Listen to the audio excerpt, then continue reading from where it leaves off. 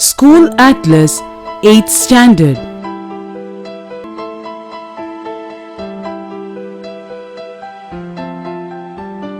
History. Rural India.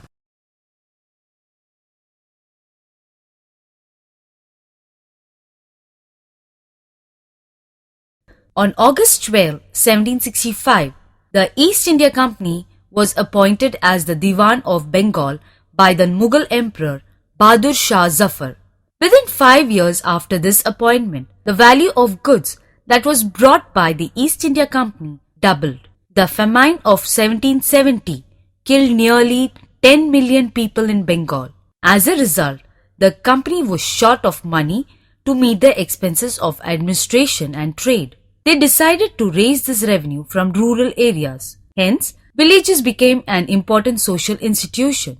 They introduced different land tenure policies in different regions of the country. See map. Of these, 3 policies were the most important, namely the permanent settlement, Bengal, the Roytwari settlement, Karnataka, Mysore and others, and the Mahalwari, United Provinces. The Munro system was tried out in the south.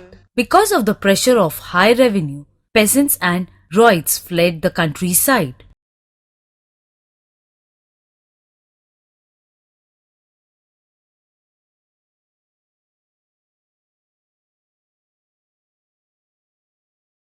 Commercial crops.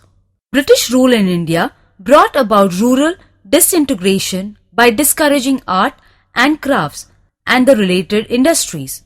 The rural artisans and the peasants who are traditionally engaged in cultivating grains were forced to produce other crops like jute in Bengal, tea in Assam, sugarcane in United Provinces, wheat in Punjab, rice in Madras, and cotton in Maharashtra and Punjab.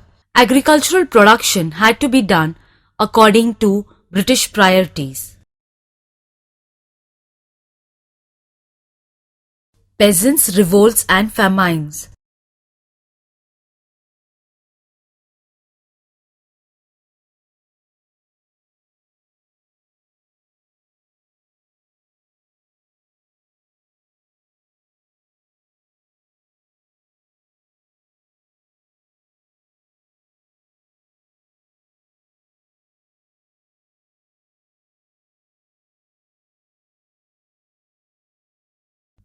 Genesis. It was not only the anti-colonial movement that brought about revolts, but various other factors also caused people to revolt.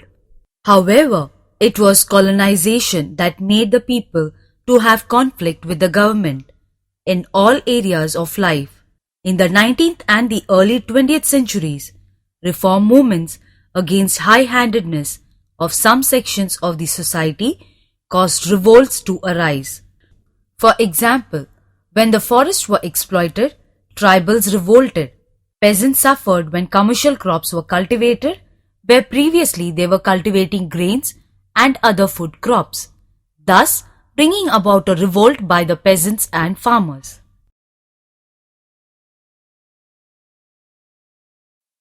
Unhappy zamindars and peasants. Indian planters and zamindars were forced to sign an agreement called Satta by the British. The peasants were forced to move out from their ancestral lands and they were forced to work on plantations.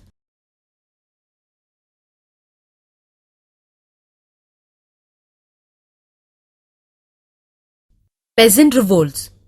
There was a series of peasant revolts against the exploitation by the zamindars, who were intermediaries of the British. Under the impact of commercial crop cultivation, also, peasants started to revolt. The revolts that started from the beginning of 18th century continued until the British left India in the mid-20th century. Some of the important rural revolts are the revolts in Tripura, 1760s, Bahabi Rebellion in Bengal, 1831, Mopla Rebellion, 1856, Deccan Riots, 1875, and Punjab Agrarian Riots, 1907.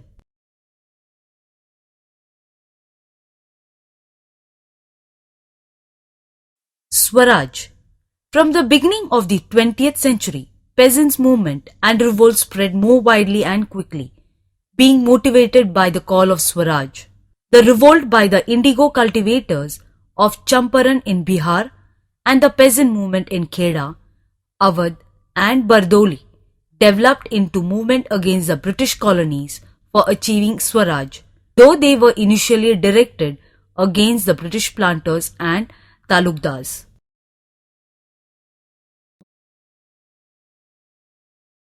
The vision of a golden age.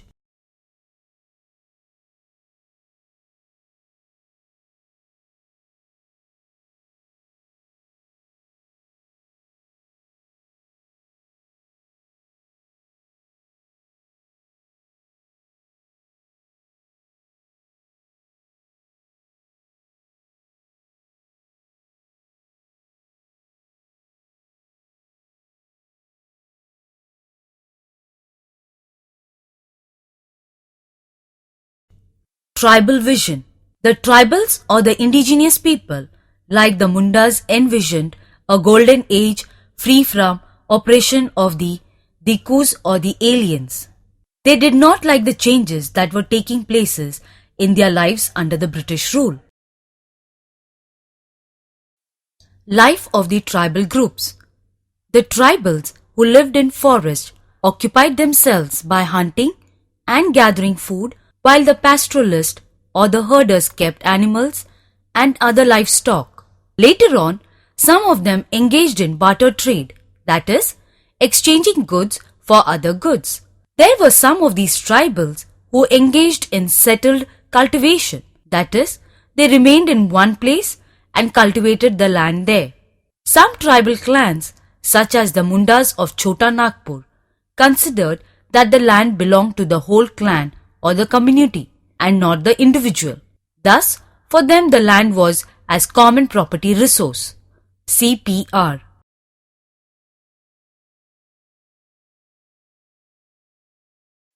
Colonial rule. When the British started ruling India, the tribal chiefs found that their functions and powers were not the same as when they ruled. Jhum cultivation that was common in the northeastern states was restricted to certain areas as dictated by the British. Some of the tribal chiefs were given land cultivation rights, but it was on the condition that cheap labor to the forest department would be provided.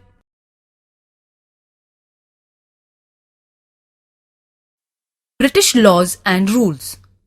The British enforced certain rules and laws like the Inner Line Regulation, 1873, Land Acquisition Act, 1894, Criminal Tribes Act, 1871, and Forests Act, 1864, which restricted the movement of the Indian farmers. 1857 and after.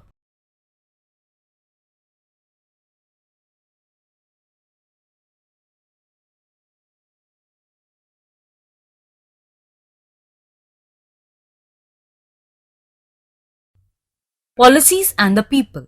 The policies and the laws of the East India Company affected people in all walks of life. Kings, queens, peasants, landlords, tribals and soldiers were affected in their own individual ways. The Indians who were stationed in many courts lost their power. Nawabs also lost their power. The sepoys or the native Indian soldiers rebelled against what was happening in the village as their families were living in the villages.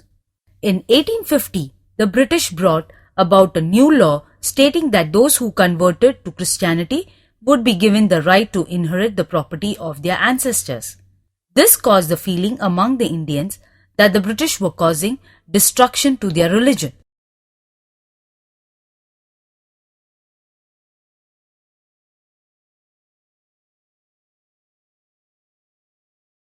Sepoy Revolution. Majority of the sepoys of the Bengal regiment were from Oudh. When Oudh was seized, these sepoys began to distrust the British, and this led them to hatch plots against the British government. It was during this time that differences between the Indian princes surfaced. Some were loyal to the British, others were against them, while still some other remained neutral to the British. On 29th March 1857, Mangal Pandey, a sepoy of the East India Company, was hanged. Following this, more sepoys of the regiment revolted at Meerut on 9th May 1857, and during midnight of 10th May, they attacked British officers and declared war on the Firangis. Then they set off for Delhi, where these soldiers forcibly entered the Red Fort and proclaimed Bahadur Shah Zafar as the Emperor of Hindustan. Spread of the rebellion.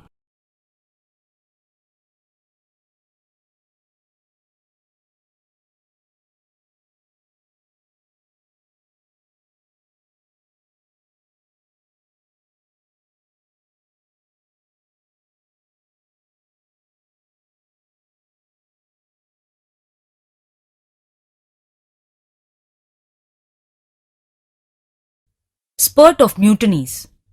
After the massive rebellion of 1857, Delhi, Kanpur and Lucknow witnessed a number of mutinies. Those brave hearts who joined the rebels and fought for the country include Nana Sahib at Kanpur, Rani Lakshmi Bai in Jhansi, zamindars like Kanwar Singh in Bihar and many others. They fought together to oust the British from their motherland. But reinforcements soon arrived from England and the company fought back.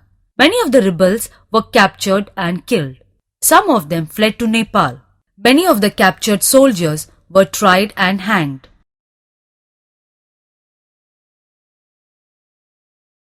Aftermath. An act of British Parliament in 1858 transferred the powers of East India Company to the British Crown, which appointed a British cabinet member as Secretary of State for India. Huge reorganization took place in the army and the number of Indian soldiers in the army was drastically reduced. Many other changes were also made and laws and policies to protect the landlords, zamindars, who supported the British were made and implemented. Thus began a new phase of history after 1857.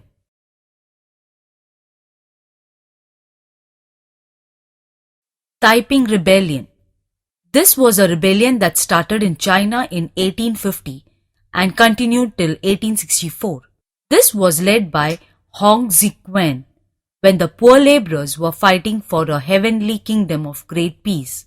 In this rebellion, the Manchus finally had to give up the rights to rule China.